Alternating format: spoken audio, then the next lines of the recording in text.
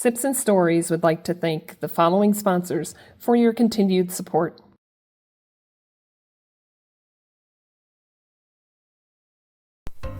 Welcome to Sips and Stories, where your journey matters, your story inspires, and every episode is a space to uncover what truly makes people thrive.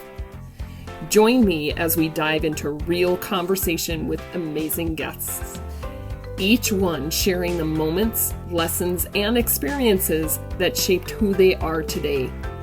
I'd love to hear from you, too. What's your journey?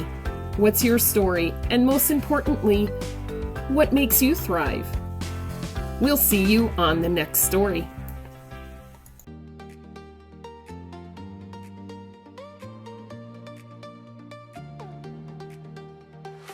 Hi everybody, I am Sandy Shook. This is Sips and Stories. I have Francisco here with me today. And Francisco, can you introduce yourself please and let everybody know who you are and what you do? Good morning everybody, my name is Francisco. I do engraving. We've been doing it for 10 years this year.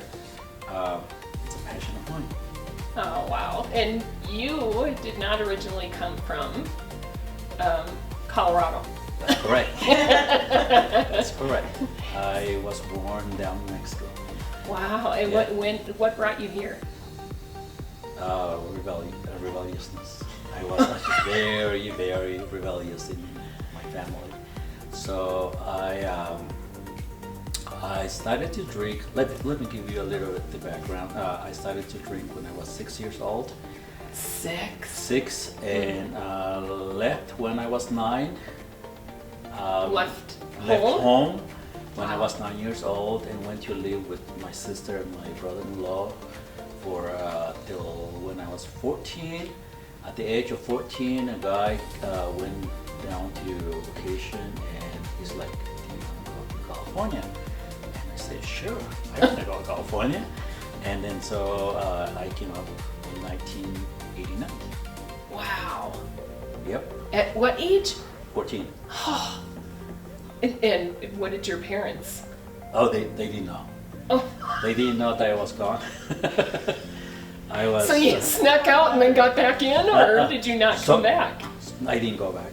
I called them like 5 years later. I'm sorry, a year later because I needed my birth certificate. And I had to change my age in order to get some under the table job. Oh, wow. So that's how Kids don't do this at home. don't do this at home. But that's how I started. Yeah. Oh, so what were some of the first jobs that you had then? Because I'm assuming that at that age it would have been hard to find something to make money. I don't know. The very first job I had is what do they call it? Sweatshop. A sweatshop?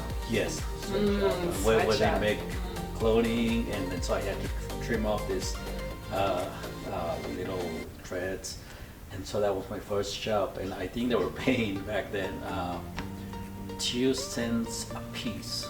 Oh, 2 cents. 2 cents a piece. So, where did you stay? Did you have a rent or something? So or? the guy that brought me over, he allowed me to stay in his place for like 6 months, and after 6 months, I started to drink heavily, and then so he kicked me out. Oh boy, where did you go? I found friends and I slept in their couch, and at one point in 1991, I slept under the bridge. Oh, Summer. wow. Yeah. So that's, I learned. Yeah. Yeah. So, how long did you stay in California then? Let's say California was all the way to 1991. And I came to Colorado Springs because I was having problems with the gangs. I was getting involved with the gangs, and then usually in California, so if you have friends in 2 groups, they're usually shooting at each other. And Yeah. so they were kind of fighting, and then so I didn't want to be involved, and then so I kind of run away. You came to But Colorado Springs. how did you get out of that though? I mean, because usually when you're part of the gangs. Okay, so that's why you ran to Colorado, or? Yes, but I was Did working, you- at that time I was working for a guy doing construction. And then he's like, you want to go to Colorado Springs, just to kind of move away. I said, yeah, I want to go to Colorado Springs. And I came over here and started working in construction at age close to 16. This guy was drinking a lot. The guy who brought you? Yeah, his stepson was drinking a lot. He was my age, so he was. So you knew where to find your alcohol, or did you stop drinking before you? No. I pushed it harder. And then in the work site we drank, and then it was yeah. Oh my gosh, you drank on the work site too? Yeah. Oh. Because like winter time, it's cold, and Yeah. when you work construction, alcohol helps you stay warm. Yes, Yeah. it does. So yeah. that's how I got into heavy drinking. Yeah. But it was a learning curve for me at the same time, because I learned a lot of doing construction work. Yeah. So I do want to go back a little bit to your childhood. How many, do you have siblings? Yes, I do. Okay, you have one, I know, because that's who you lived with for a while, but. So I have 12 siblings total. So I'm the number 6. I'm right in smack in the middle. Yes, and I have to say I was the most rebellious out of the 12. Yeah. Trying to make a difference, or trying to shine your light somewhere, right? Because I ran away, but I ran away because I was spanked big time. Because my dad wanted me to go to school, and he paid a lot of money for me to go to school. Oh, so it's private schools then that you went to? Yeah, kind of. And then because I didn't like school, I quit, and then I got punished. And then so that's why I ran away. And then that's. So you didn't like school? I didn't like school. Did any of your other siblings have the same similar, or? One of them was that my younger brother, he passed away a year ago. He kind of had this kind of similar story like mine. Just do whatever. Disobedient to parents. Wow. And do you get to see them? Oh yeah. 2 years ago I went down there to visit. Yeah. What is it like to go back from where you grew up to now where you're at now and see the difference? I mean, I've only been through, cruising, and the ports that we go into, so I don't know what it's really like. It's definitely different. So in 1998, I accepted the Lord, and then just going back with different mindset, it's completely different, because my parents and my brothers and sisters, they haven't really embraced to accept the Lord, and then so the dynamic was different. Like if you were still doing like what they do, then you would go quickly and have some drinks and have fun. They say fun, but I don't think it's fun.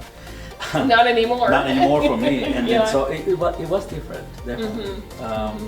But I tried to reach out to them little by little in order for their lives to change and come to the Lord. Yeah, and do you, are you able to connect with your family through social media too? Absolutely, yeah. I talk to them almost every week. Wow. Yeah, because the first 10 years when I came up here, I didn't really talk to them because I was drinking, I was doing my thing. Yeah. And then after that, when I became a Christian, I started calling them because I wanted to reach out to them. Yeah. And what did they think when you initially started talking? At first, and then when you were talking about at first, they were not happy at all. Yeah. They told me, we have our religion, this is what we do. And that they kind of pushed me away a little bit, but then along the way, because I keep calling them and I keep reaching out to them, and they just kind of embraced me, especially when we went down there 2002 with our son and my wife. So that kind of changed a little bit. Yeah. Then me coming back with the kid, Yeah. 2 kids and my wife. Yeah, so they kind of opened up their arms for us. Oh, that's neat. Yeah. So you have how many children then? 3. I have my oldest one is almost 24. My second son, he just turned 22 yesterday. Oh, happy birthday! Happy birthday, Isaac. And my daughter's 18. Oh, very cool. So Wow. 3 wonderful kids. Yeah, it's wonderful to have Yeah. awesome kids. Yeah. So where did you meet your wife? Where I met my wife. Okay, I Or met how? my wife. Maybe I should say how did you meet her? So we met in Oregon in a church setting. So okay, you lived in Colorado and you ended up in Oregon, or no. what? So I moved to Oregon in 1994. Okay. 1994. After you stopped drinking? No, I didn't stop. I was lost. I was drinking since. So let's see. 91, I was in Gallegos. 91, in 92, 93, I was drinking so much. So I got into argument with my boss. And then I demanded for him to pay my money.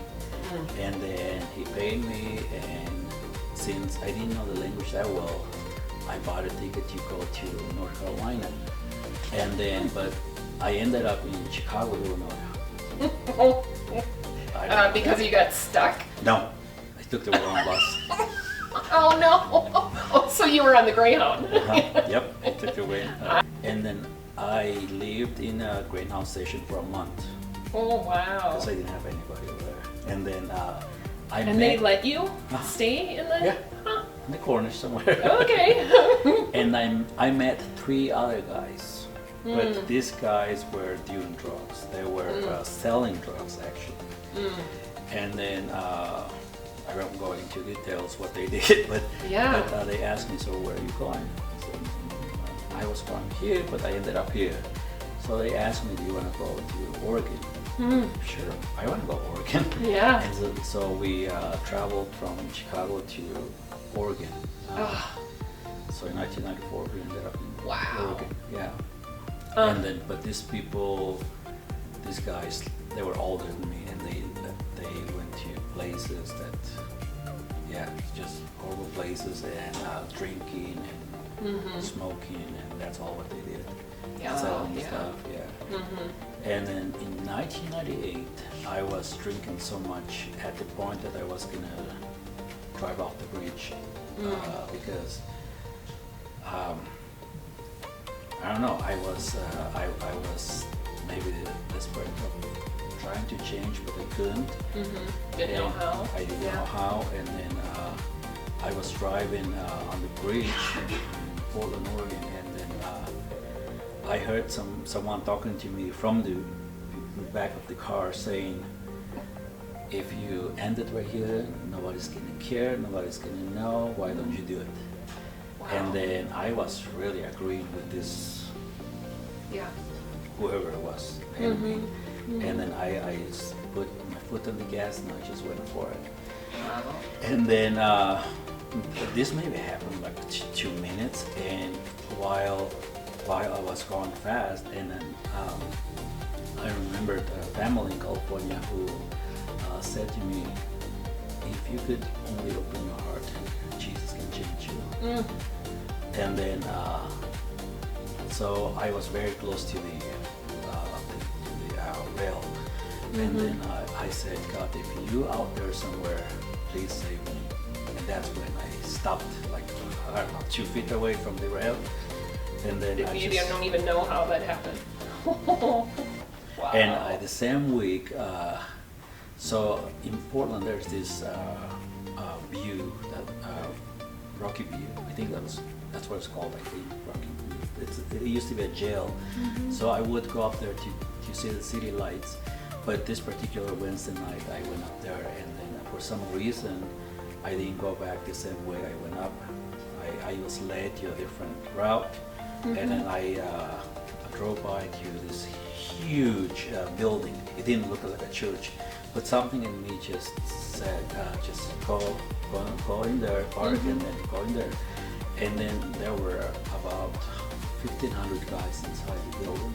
1,500. Yeah, and I didn't know at that point that this service they were having, it's a celebrate recovery for people that have addictions. Oh my gosh. And then I was thinking, man, now I'm thinking, God, you are so amazing that how you led me there. Yeah. How you led me there, and then just, that's where I accepted the Lord. Yeah, and then so. Oh my gosh, that is it's such a cool story. It's been awesome, and in 1999, because I wanted to learn more, I was invited to a Hispanic church, Pentecostals, and then different, loud. Yes. So I went to their church, and I liked it, and then I was learning more, and then they invited me to the youth convention in California. So yeah, you were probably young enough, but you were still considered youth. I was still young enough to consider it, yeah. So we went to California, and then during the conference, I didn't experience anything from the Lord. But coming back was the highlight of my life. Coming back, there were, in my group, there was 12 cars, 40 youths, and so the pastor was driving up front, on the second because I had a problem with the car. And then around 11 p.m., the guys that I was with in the car, they were telling jokes, they were laughing, they were having a lot of fun. And here was I driving angry. I was angry because I didn't experience. Because you wanted to have more of a voice. Exactly, and I didn't experience the Lord in that conference. And then inside my head, I was saying this. God, I want what these people have. They were joking, but they were clean jokes. They were not like the ones I knew. right. The drinking jokes. They were horrible. And then, so when I said this in my head, I suddenly started to cry. I started crying, and the tears were so different from warm. It felt so good. But I was gone. I was driving like 75 miles an hour, and then I was just crying. At one point, my wrist started to get numb, and I couldn't move anymore. And then, like 45 minutes in it, I started to speak in a weird tongue. Now, nobody came and laid hands on me. Yeah. It just happened. At first, did it freak everybody in the car yes, out? I actually freaked out myself because I thought, okay, this is the devil. This is the devil that's doing this. Yeah. And then, like an hour in it, I clearly heard in my head that, no, it's me, it's the Lord. I'm cleaning you. This took place for 3 hours.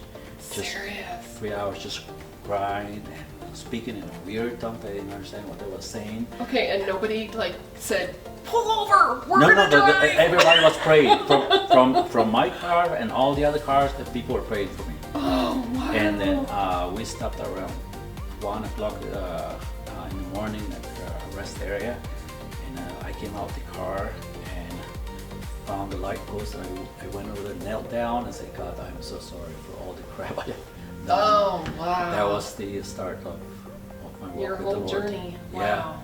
Yeah, and it's been awesome. I have seen a lot of good things that God has done in my life, in people's life, and it's continuing.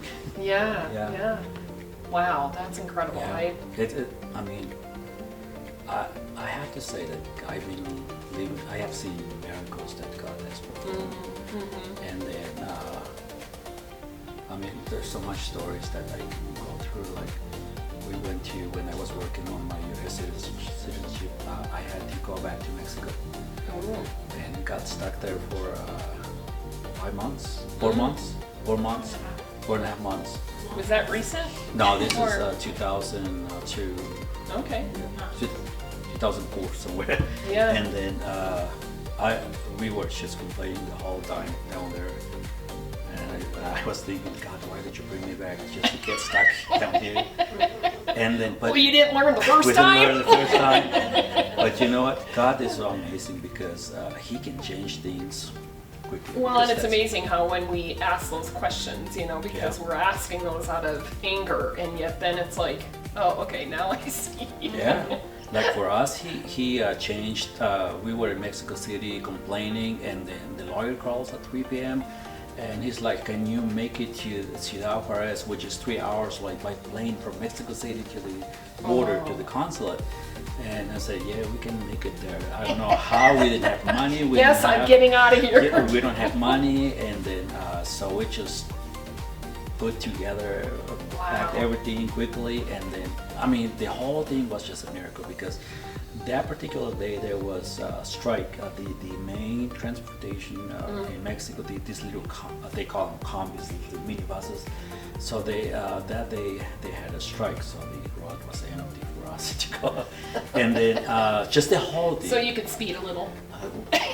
Luckily, I didn't drive. Thank God. Oh, Yeah, but the guy who took us to my sister's house, he didn't get along with my brothers and sisters because my brothers were stealing electricity from him. I've heard of people doing that here, so But- electricity and cable. But this guy not only gave me a ride to my sister's house, but he gave us money. Oh, wow, what a So blessing. you talk about God providing before He sees ahead and provides with people that we didn't even know. It was amazing. Yeah, and then so we left Mexico City. The last planes, the last seats. Seriously? Okay, so now when you say we, who was that? Jenny was there with me with my two sons, Oh, with the kids too. Josiah and Isaac. Yeah. So Wow. it was, like I said, it was a miracle. So it changed from us complaining to seeing God's goodness the next day. Yeah, Yeah. yeah. And then it's been good. The Lord's been awesome to us. Yeah. Oh, that's awesome. Okay, so you did not really. You said you met Jenny in Oregon. Uh-huh. Answer the question. I didn't Oh answer no, the I'm just gonna go back. Yeah. Was it at this giant church that you went back to, or was it something No. else? So the way we connected was my church that I was going at that time. We didn't have baptismal in that church, so we looked for one and we found one in her church. And then so we started to get together with the youth in her group, in my group, and we started playing music and like that. And one, what do you call that one? One summer, 99, I think they had mixed joint services in Spokane, Washington. And then so we invited her group, but she's the only one that showed up. Everybody else canceled. Wow. So she's the only one showed up. So I drove with her to Spokane, Oh, well, that was Washington. convenient. That's what everybody said. I made that plan, but I didn't. Yeah. So I called the pastor and I said, "Hey, I'm bringing this person. That way, people don't start talking because that was the problem back then." So so we came back. Took longer road when we came back. So Yeah. who's the talker, you or Jenny, or you both are kind of? I think we are both Yeah, talkers. yeah. Okay. When we were getting to know each other. Yeah. So that's and in 2001, I believe I proposed 2001. Yeah, but things didn't go according to plan, and then so yeah. So you had it all set up, and then you just had to improvise. Is that what you're saying? Something like that, yeah. And then so yeah.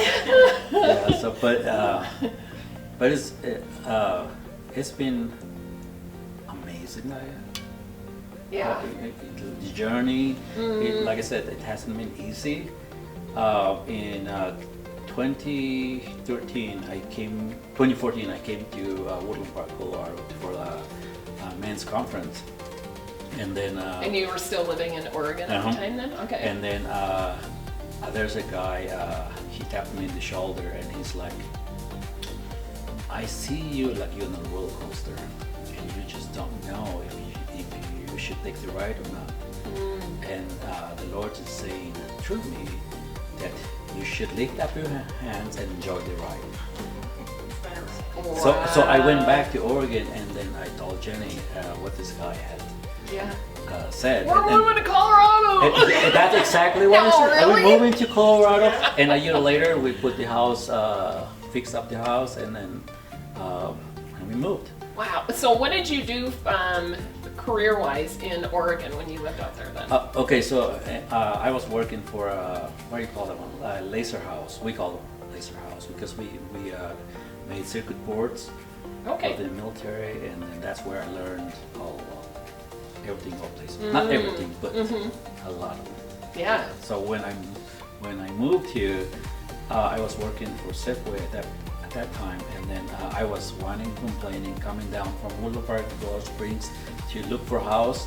Because at that time we lived in my in-laws' basement, and then Oh, so Jenny's family lived here then? they moved a month ahead.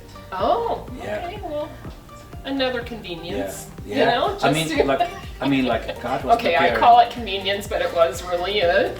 Yeah, I mean, God was preparing a way for us, Yeah. and then, so we found a house.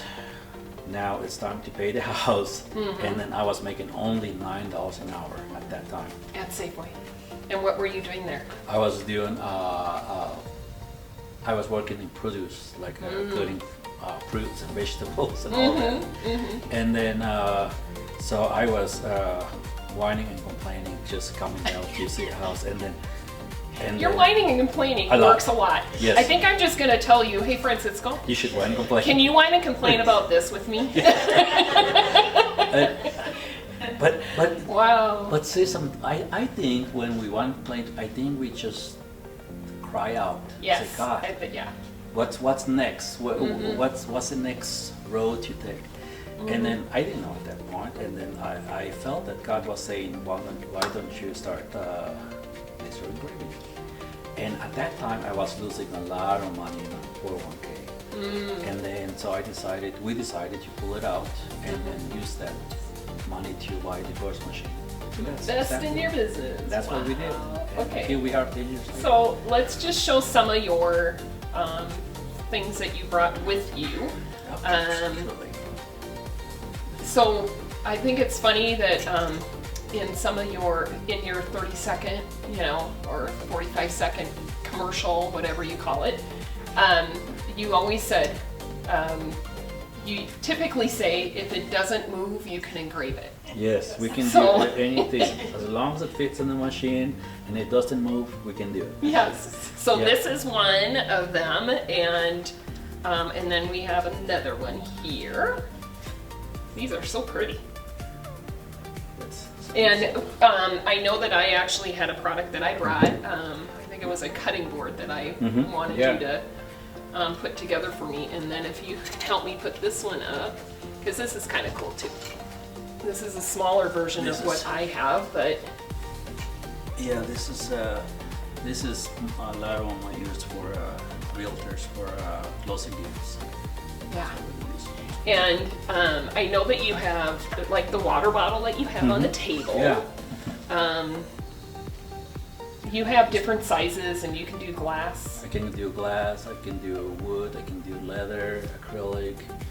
The only material I can't do is PVC Ah, oh because yeah, it that's- releases some type of chlorine gas. when it's being cooked.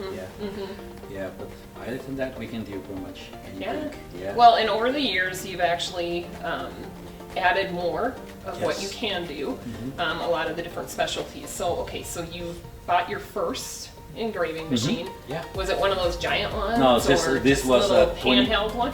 Ah, 24 by 12. That was my first machine. and how many trials and errors did you have when you were learning how to use A lot. that? It wasn't really the machine that had trials and errors. It was more like how to charge. At one point, yeah. we were charging just like $1.50 for jobs that it might be like $20 because we didn't know. Yeah. Because So you had a lot of orders then. well, And you were not losing money because you necessarily. had to order Not a bunch of stuff. necessarily, because Okay. we were doing it when we started the business, we had this little garden shed, 10 by 10. And then, so I thought, okay, so we have a business, everybody's gonna run to my shop. Yeah.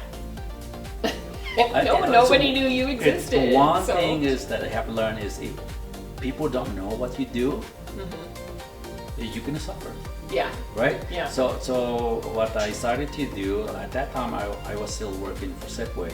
So what I did, I engraved one tumbler, took it to Safeway, and showed it to everybody. That's how we started. That's how we started. People started ordering. And then one guy came from Fort Carson.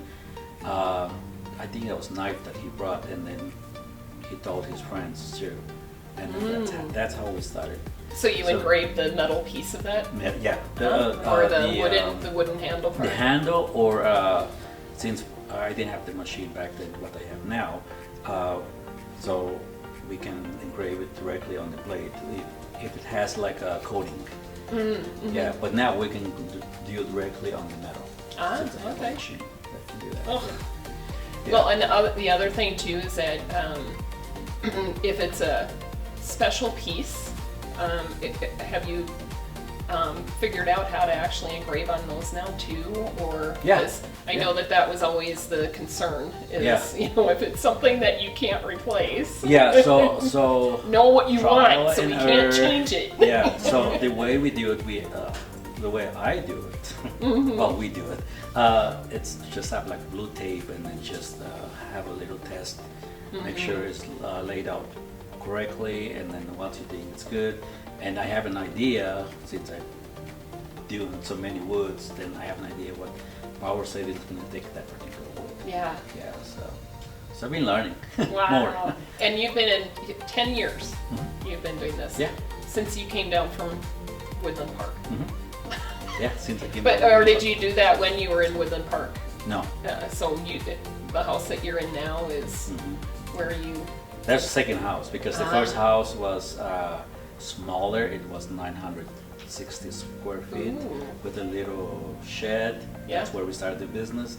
And then I figured we want a bigger house because the kids are growing, and then no way, we're not gonna live here. Yeah, yeah. And then we bought this house, and it was definitely 2,200 square feet. Oh, very nice. Yeah. You probably did not experience like the middle school, high school shenanigans. Not You kind of lived lived in the streets and learned how to correct. create your own shenanigans. I did not go to school. Okay. I did not. I think the last one I did was when I was 8 years old. So How did you learn English? Did you know it when you came here? I will tell you the story how I learned Yes. it. So the guys that I hang out with, they had rap music. So rap So you music. learned rap. So this was a bad music. So I thought at that time Yeah. that all the English language started with the F words. So that's how. And then along the way, in 2007, my boss in Oregon told me, Francisco, if you wanna ever get somewhere else, you need at least a high school diploma. And so I went to the community college, and then I got my GED. GED. Yeah, and the teacher pushed me to learn to read newspaper and read the Bible, and that's how I passed it. Wow. Yeah. So you still, even though you had to go after your GED, you still hated school. Oh yeah. Oh yeah. Now I don't know. I think I want to go. Yeah. I You wanna go. obviously like learning because Yeah, I want to go otherwise back and maybe I don't know, just get something, just learn something. Yeah. Engineer, maybe I don't know. Yeah. But I always like something like that. Like Well, the reason why I even asked is because of your kids. It wasn't, whether you had a degree or not, but I was wondering, did you live the high school years through your kids? And I mean, or did you see the path that they were heading down that you could stop it when were any of your kids, the 3 kids that you have? Did you have the same because they say you get paybacks from. Yeah. So back in like 5 years back, I was pushing so hard for the kids to learn because I was telling them, I don't want you guys to be like me, going through all this crap that I went through. So I want you guys to just keep pushing, keep learning. And then, but I learned also with my wife. Everybody has a different journey, right? Yeah. And the kids are learning as long as they're reading. Like everything you learn, it's about reading, right? And as long as they read, and that's what. That probably helped you too. Oh yeah, Yeah. absolutely, yeah. Teaching them how to read. I don't know what that word is, Yeah, Jenny. Jenny is my she's the one that's She's been your helping first. me. She's Yeah. your first Yeah. teacher that actually gave you a little bit of grace because of not knowing what Not you. knowing, yeah. Yeah. But Wow. but I have seen my kids. They're very smart. Very smart. I pray that they will go the the way they should go. Yeah. Yeah. But Yeah. yeah. But they all have their own journey. That's and right. That's the whole thing. Yeah. All we can do is pray that we did the right thing Yeah. in the beginning. Teach them when So- they're young, and then when they're old, I hope they don't depart from. Yeah, Right? yeah. That's right. So, what are some of the challenges in your business? The challenge that I have at this moment is myself. 24, I had 3 strokes. December 24, and so after that, I was thinking, oh man, it's just we were gonna close down the business last year. Oh, really? Yeah, I didn't but realize that. luckily, my kids said, no, we're gonna go ahead and run it, and that's what they did. Exactly. Just the whole year.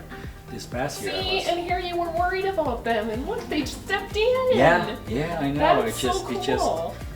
amazing to see what they can do if you train them. Luckily, I had trained them like 5 years back, and then they were able to handle it. Yeah, and then, but now it was more for me because I have deficit in my vision. And Since the strokes? Since the strokes, I have short-term memories problem and slurring problems. And then I know I don't look like it. I look normal, but that's what I have. And then March 23rd of this year, I had a heart attack. And then this past Monday, I had what did you call it? Cardiac episode. Cardiac episode. So it's just, but so. And what happened with that? I mean, you don't know? You don't We remember? doctors don't. And what symptoms did you have with the stroke? Do you mind talking about this? I mean, I know that it's probably Okay, bring back some. So when it happened, I was having a headache, such a severe headache, and so I was going to the chiropractor to get adjusted because I thought it was maybe just something misaligned. And then this was a new clinic, new doctor, and then she asked me to do her exercise, a little tweaking in the neck, and I did it, and I blacked out. Oh, wow. And then I came back, and then she's like, "You wanna do the other side?" And I, like an idiot, I said, "Sure, I wanna do the other side." And after I did the other side, I lost control. I started vomiting. Serious? Horribly, and then she was scared, and then I can imagine. she called my wife, and then come pick up your husband. He's dying, or something like that. And then Wow. so she came and picked me up, and I went home. I was throwing up throughout the road, and when I got home, she said that I was not recognizing my kids. And then she took me to the urgent care. They could not help me there, so they sent me to the ER. And then and in the waiting room, I guess my eye was going back and forth. And then that's when they took me quickly to the intensive care unit. Neurotrauma. Yeah. So yeah, it was definitely. How scary. It was for well. It was you scary. not knowing what was going on with you, but then for Jenny and for her it was really scary. yeah, For me, I don't remember. you don't anything. remember it. Oh. No. I only remember when the last day when they told me if you what do you call it? Like they told you, okay, do this, the pizza motion. If you can feel your nose, you feel your nose and touch by your finger, and then you can go home. But December 24th or 24th, we went home. I was 3 days in the hospital. It wasn't for me, but for her and the kids, it was really scary. Yeah. It's been a learning curve for me. Just a little bit of a roller coaster. Yeah. And then the heart attack. Mm-hmm. What were the symptoms I was of that? walking when that happened. I was walking. I was doing my exercise like the doctors told me, and then I start feeling. My heart beating so fast, and then my arm started to get numb, and then I felt that I was lacking air, oxygen in my brain. Well, that's not unusual in Colorado. Yeah, but for me it was not. So luckily Yeah. there was a chain link there, so I hold onto the chain link and passed. And I went to work another 30 minutes. no way. When I got home, she's like, "You look what? How did you say it? You look weird. You look off." And she called the nurse, and then the nurse like, "You need to take him quickly to the Wow. And I guess I had another one. Francisco, cheapers. I had another one in the ER, but they checked everything, and seems to me everything that's works. So I don't know why this keep happening. Yeah. Well, so you can live to talk about it and give other people. Hope. There's yeah. hope. There's Yeah. a way out. Yeah. So tell me a little bit more about your business. The first step of working with Engraved. The first step would be knowing what you want first of all, because a lot of people come and say, "Oh, I don't know what you give," but come talk to us, and then we can give you an idea if you want a gift for somebody from the office. We can make a tumblers, we can make words. It depends. It all depends. But we can. My wife Jenny, she is very good at that, and so we can help you out to come up with something very special for that person. Yeah. Yeah. So and then after that we send you a little mock-up how it's gonna look at the final product, and then once you say it looks good, the spelling's good, and then we just go ahead and engrave it. Yeah. And then we let you know, hey, your stuff is done, come pick it up, and then you'll be happy. Yeah. So we know a lot of people who does similar, but they have bigger machines, and then if we can't do something, we will refer it to these people, and we're I don't call them competition, they're my colleagues, right? If they can do something, they can do it. If they can't do something, that's how we work, and then we want to help out each other. Because many times, at the beginning, I was thinking, why do they have to send my business over there? This is for me. Yeah, yeah. So, I'm gonna figure it out. I'm gonna figure it out. Yeah. But you know what? I have learned that there's job for everybody, and we can.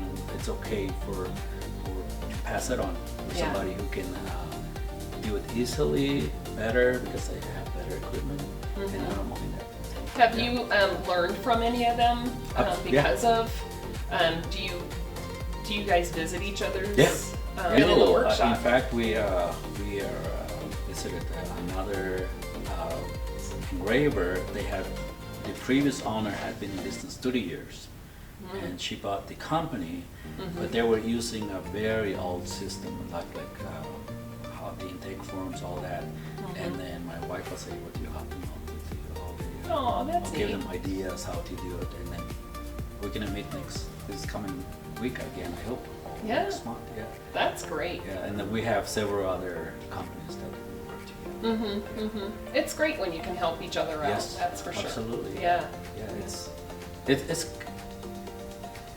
because the idea is to serve the customers, right? And it doesn't matter who does it, as long as we do it with quality work, and that's.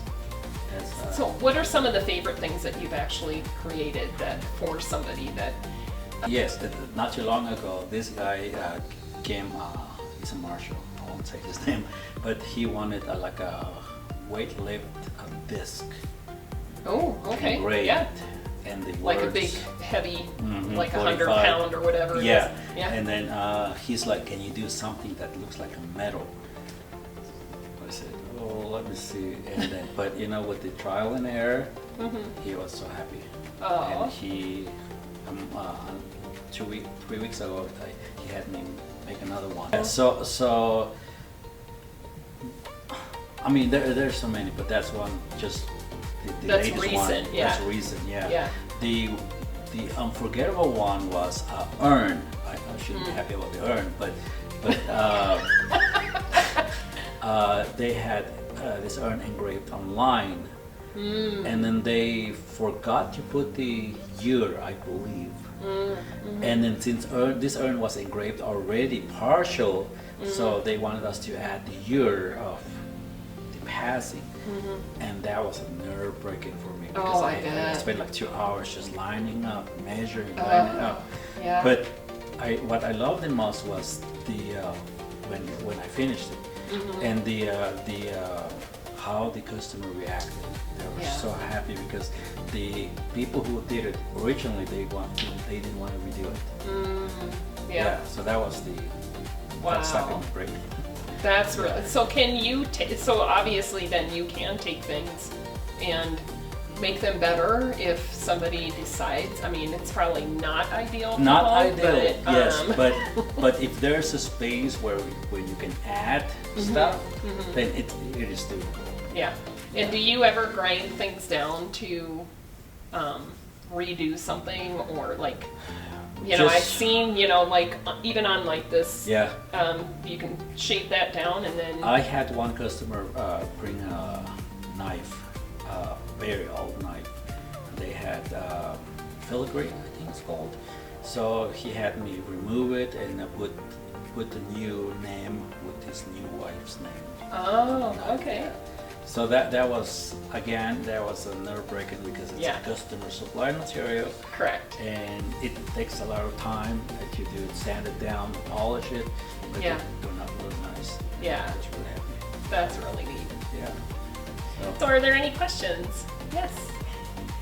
If we give you a digital design, then is that something you just put in your machine and you can put it on whatever? As long as you have the 3 types of formatting, like EPS, Adobe, and what was the other one? SVG. So vector files. Vector files, and then as long as we have those 3 files, then we can engrave pretty much. So it's either any of those 3 Any of those or 3. not all 3? Any of those 3. Okay. Yeah. Okay. Yeah. Great. So we can. And then of course, I think there's the size. I think there was something that I actually showed Jenny earlier, and you know, it's trial and error. You know, get it to me what you want, and then see how it looks. To see, I mean, you guys can do like tiny. I mean, even like the handle on this coffee cup, you probably can do, but it's just a matter of whether you want it red or not. Yesterday, I had a customer brought me a little cross, like an inch long. Oh yeah. And then, so at first she wanted to engrave on the cross, a cross. And I said, oh, it's not going to fit. What if we do it this way? Yeah. She went for it. Or an inch long. Holy cow, that's... Yeah. But of course, that's a little precise. The length of the words were smaller too. Yeah. But you know, sometimes I think it's just a sentiment, you know, that people like to have. So, yes. So what have you told your children about your early past, and how did they react? That's a good question. I don't think I haven't heard them say, "Oh, why did you do that?" But I think I have heard them say, "I'm glad you're not there anymore." You know what? Yeah. Your life is, my life is, I definitely has changed, and they have seen. I was the first one out of the 12 kids to accept the Lord, and then so my kids didn't ever see me drunk. So that was I was the first one to change the family tree, and then I'm hoping and praying that they will continue that and do much better as they grow, Yeah. as they have their own families. Yeah. So was it hard to give up drinking, or once you found the Lord, it was, instant? I believe that when the Lord is involved, it's easy. I didn't have any withdrawals. Wow. Because a lot of people ask me, so when you go in the bar somewhere to meet people, do you have any desires? No, not at all. People can be drinking here, doing whatever, Yeah. and it would not affect me. Yeah, but before I stopped, oh my goodness. Yeah. As soon as I see, I wanted one. Yeah. So I guess there was I know there was a change in me, in not only my head, but Yeah. heart change. Yeah. Well, and I think that you probably, because you don't drink, you can see clearly too. Yes. A little bit. I mean, and I can't imagine what your stroke would have been like had you been drinking, Yeah. or even the heart attack Yeah. if you had been a heavy drinker. I truly believe Yeah. that God did not cause the stroke, because the Bible says we have an enemy. He came to kill, steal, and what was the other one? Kill, steal, destroy. But God came, Jesus came to give us life abundant, and life more abundant. And then I believe that He wants us to learn and walk in that. Right? It's not going to be easy, because we live in this wicked world, and then and we can have temptation all the time. But as long as we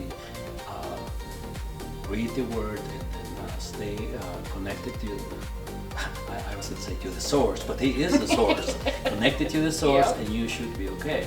Yeah. And then and He wants to help us more than we want. And that's why I have noticed, and especially this past year, because at one point I was thinking, I was having a, what do you call, pity party on myself, because I was thinking, I can't do this now. I look at me, I supposed to be the person who is leading my family, and look at me, I can't do this, I can't do that. But then, you know what, I decided, I'm just gonna give it to the Lord. And it's hard still. Yeah. It's hard to say yes and do it, but every day I try to do it. At the best of my ability. Yeah. Yeah. And it's working. It's not, like I said, it's not easy, but it's working. Yeah. A little. Well, Have you had to make any major changes or adjustments in your life since the strokes and the heart attack? Yes. Diet and just your exercise. I used to eat a lot of junk food, hamburgers, pizza, and cook with vegetable oil all the time. But now it has changed a lot, and then a lot of small changes and exercise. And then, but I think the most important thing for me is just try to be connected with the Lord. You know, I try to read in the mornings and the Bible, and then just not perfect, but I try to do it at least twice or 3 times a week. Yeah. then have you slowed down? Have you Yes. learned how to slow down a little bit too? I have Take a more reminder. time for. My reminder is sitting over there. Yeah, Yes, that's the yeah. hardest one to choose. Especially when you're an entrepreneur, it's Yeah. like you just want to get it done so Correct. that you can rest a little bit. Yeah. I think that's the hardest one for me to slow down, because I know that I'm resting, but when I'm resting, all this idea comes. I gotta do this, and this is how it's supposed to go. Why are you not doing it? Yeah. Yeah.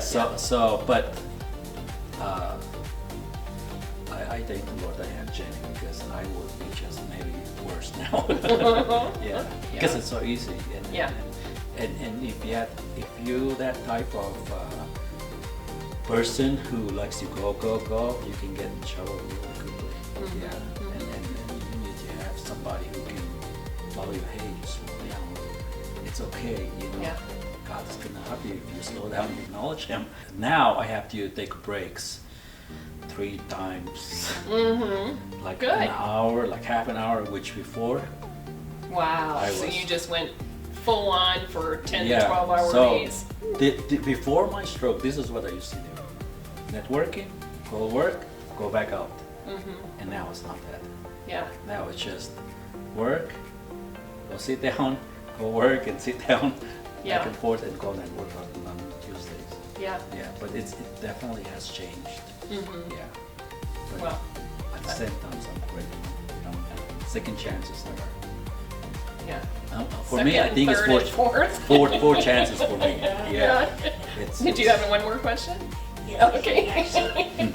So is the engraving business seasonal? And if so, how should we prepare for that as customers? Question. For us, we are open 5 days a week. But it does slow down. Like for us, summertime it slows down.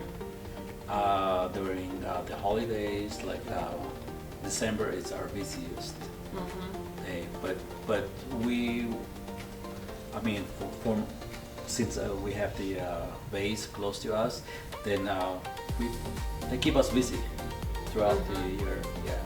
If you don't know what you want to give, call us and we can give you an idea. Well, and you guys have some good ideas out on your website too. Yeah. So, and with that said, then we will finish up here. I appreciate you coming and being on Sips and Stories. Thank you so much for sharing part of your story, because I'm sure there's a lot more that. But I do appreciate it, Thank you. and thank you for the studio audience for coming today. And Francisco, if you could tell everybody again how they might be able to reach you. Call us. You can call us at 719 719-600-3110. Or you can reach us at our website, Which is engraved Engraved company, Company. all spelled out, .com. There you go. And Great. you can find out our contact info on the website. Very cool. I don't know if there's anything else that you'd like to share. If the audience have anything that you want engraved, but you don't know what you want to write, you can contact us via email or phone, and my wife Jenny will be happy to help you. She's very good at it. She comes up with the ideas of how to word it. So she just puts it all together for you, and then you're the I'm the engraver. Yeah. I'm the engraver. Yeah, she's Yeah. the mastermind Yeah. of how the computer works. Yeah. Yeah. I want you to come up here so people can at least see your face. Yes. Because That's it you too. have. Sit in the hot chair. No, we won't do that, but we will. I do want them to see the other side This is of the other side. Engraved. So, again, thank you all very much for coming Thank to you. hear about Engraved and the journey that has really been a blessing for all of us. Yeah. So thank you very much. Thank you. And we'll see you on the next story.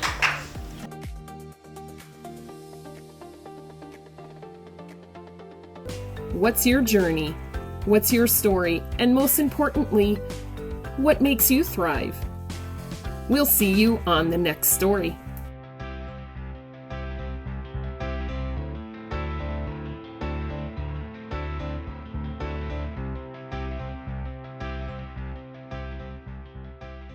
I was always stressing about when to bathe my dog. He was always getting so dirty and itchy after playing outside, constantly battling ear infections. But then, Scenthound totally changed the game for us. Now, I don't have to think about it. We go every month. They take care of everything. A bath, nails trimmed, ears cleaned, and teeth brushed. Plus, they do a wellness check at every visit, so I always know how he's doing. And the best part, he actually loves going. I swear he knows when it's Scenthound Day. If you have a dog, take them to Scenthound. It's the easiest way to keep them clean, healthy, and happy. DER Windows and Synergy Homes is your trusted partner in building, improving, and protecting what matters most, your home.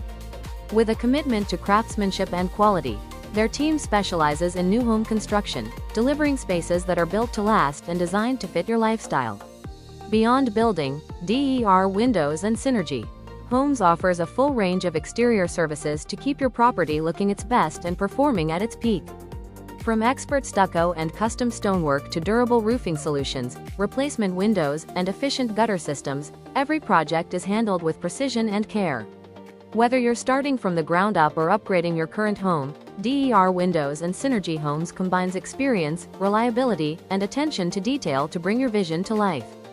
DER Windows and Synergy Homes. Quality you can see, craftsmanship you can trust.